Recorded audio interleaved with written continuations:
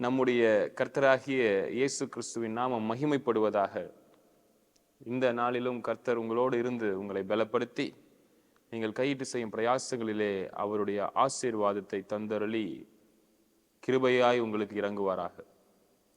விழா காலங்கள், கிறிஸ்மஸ் புத்தாண்டு நெருங்குகிறது. எல்லாரும் இந்த விழா கோலம் கொண்டாடி கொண்டிருக்கிறார்கள். ஆங்காங்கே எங்கு சென்றாலும் அந்த ஸ்டார்ஸ், நட்சத்திரங்கள், கிறிஸ்மஸ் ட்ரீ, சாண்டா கிளாஸ் எல்லாம் வச்சு இந்த கிறிஸ்மஸ் விழாவை கொண்டாடி கொண்டிருக்கிறார்கள். இதற்கும் நாம் தேவ பிள்ளைகளாக, விசுவாசிகளாக கொண்டாடுகிறதான கிறிஸ்மஸ்க்கும் நிறைய வித்தியாசம் இருக்கு. அவர்கள் இது ஒரு விழாவாக, ஒரு வியாபாரமாக பார்க்கிறார்கள். நமக்கு அது அப்படி அல்ல. தேவனாகிய கர்த்தர் நம்மேல் அன்பு கூர்ந்தபடினாலே இவ்வளவாய் அன்பு கூர்ந்தார் என்று வேதத்திலே நாம் பார்க்கிறோம். ஒரே பேரான குமாரனை தந்தரளி நமக்காக அவர் இறங்கினார் என்பதை நாம் பிறருக்கு அறிவித்து கொண்டாட வேண்டும். இந்த விழா காலங்களிலே விழாவை நாம் கொண்டாடுவதற்கு முக்கியத்துவம் தருகிறதை விட அதிகமான முக்கியத்துவம் நம்மை ரட்சித்தாரே, நம்மை காத்தாரே, நமக்காக அவர் தன்னுடைய ஜீவனை தந்தாரே என்றதான இருதயத்திலே நன்றி அறிதல் உள்ளவர்களாய் நாம் காணப்படுவோம் என்றால் அது எப்பொழுதுமே இருக்கணும். அது வேற. இந்த காலகட்டங்கள்ல கிறிஸ்து பிறந்தது இதுதான், இந்த நாள் தான் என்றெல்லாம் அல்ல.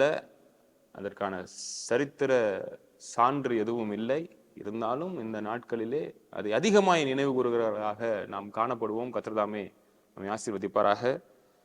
1 நாளாகமம் 16ஆம் அதிகாரம் 10ஆம் வசனம் ஒரு பாடலாக தாவீது இங்கே பாடுகிறார்.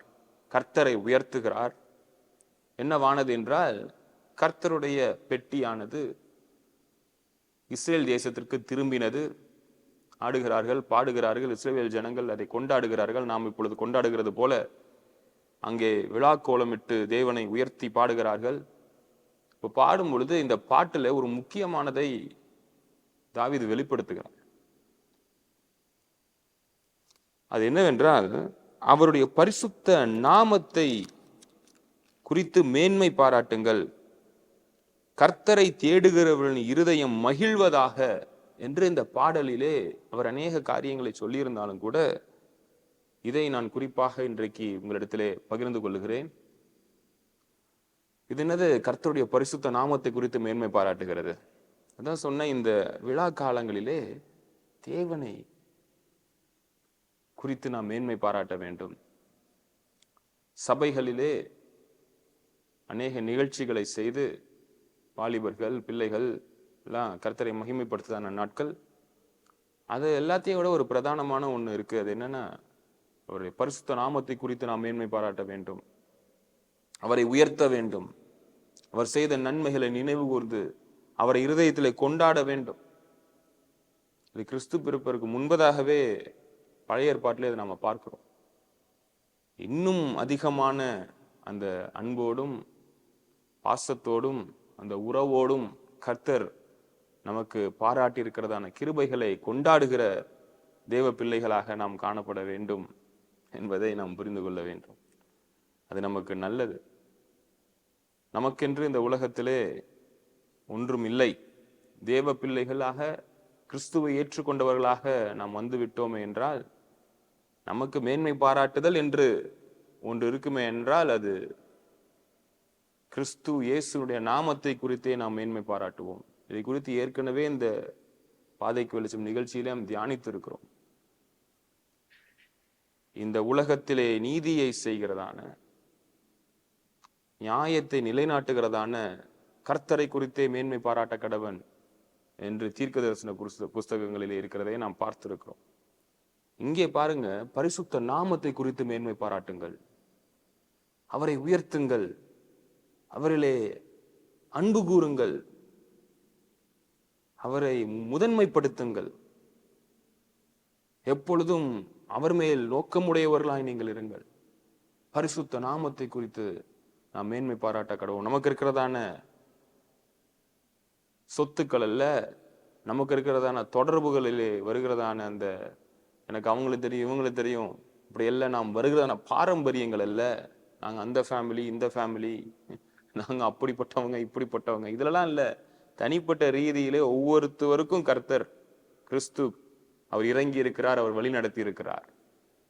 அதை எல்லாரும் நினைவு கூர்ந்து பர்சனல் காட், தனிப்பட்ட தேவனாய் இருக்கிறபடினாலே அவர் செய்த நன்மைகளை நாம் நினைத்து அவரை கொண்டாட வேண்டும். அவர் நல்லவர், அவர் போதுமானவர், கிருபை உள்ளவர், ஒருவராய் அதிசயங்களை செய்கிற தேவன், நமக்காக பரிதபிக்கிற தேவன், எப்பொழுதும் நாம் நோக்கி பார்க்கும் பொழுதெல்லாம் நமக்காக இறங்குகிற தேவன், நம்முடைய ஜபங்களை கேட்டு நம்மை வழிநடத்துகிற தேவன். ஏன்னா நம்மேல் அன்பு கூர்ந்துட்டாரு, நம்மேல் பிரியமா இருந்துட்டார், அவருடைய இரத்தத்தை சிந்தி நம்மை மீட்டெடுத்திருக்கிறார். எப்பொழுதும் நம் நினைவாக கர்த்தர் இருக்கிறார். அதனால மேன்மை பாராட்டுகிற காரியங்களை மற்றதெல்லாம் ஒதுக்கி வச்சுட்டு அவருடைய பரிசுத்த நாமத்தை குறித்து நாம் மேன்மை பாராட்டுவோம், அவரை கொண்டாடுவோம், நன்றி செலுத்துவோம். அவர் இறங்கி இருக்கிறாரே, நமக்காக அவர் காரியங்களை செய்து முடித்து இருக்கிறாரே, இவ்வளவு வாக்குத்தத்தங்களை நமக்கு தந்து நம்மை பலப்படுத்தி இருக்கிறாரே என்று தனிப்பட்ட ரீதியிலே அவர் செய்த நன்மைகளை நாம் நினைவு கூர்ந்து மகிழுவோம். அதற்காக இந்த நாட்களை நாம் பயன்படுத்திக் கொள்வோம். மேன்மை பாராட்டுகிற நாம் கர்த்தருடைய பரிசுத்த நாமத்தை குறித்து மேன்மை பாராட்டுவோம். அவரை தேடுகிறதான நம்முடைய இருதயம் மகிழுவதாக, எப்பொழுதும் அவரை கொண்டாடுவதாக. இந்த விழா காலங்கள் மாத்திரம் என்று அல்ல, எப்பொழுதும் அவருக்குள்ளே சந்தோஷம் கொண்டாடுகிறவர்களாய், மகிழுகிறவர்களாய், அவரை உயர்த்துகிறவர்களாய், எப்பொழுதும் அவர் மேல் நோக்கம் உடையவர்களாய், இருதயம் எப்பொழுதும் அவரோடு தொடர்புல இருக்கிறதான ஆத்மாவாய், தேவ பிள்ளைகளாய் நாம் காணப்படுவோம். கர்த்தர் தாமே உங்களை பலப்படுத்துவாராக. மற்றொரு நிகழ்ச்சியிலே நான் உங்களை சந்திக்கிறேன்.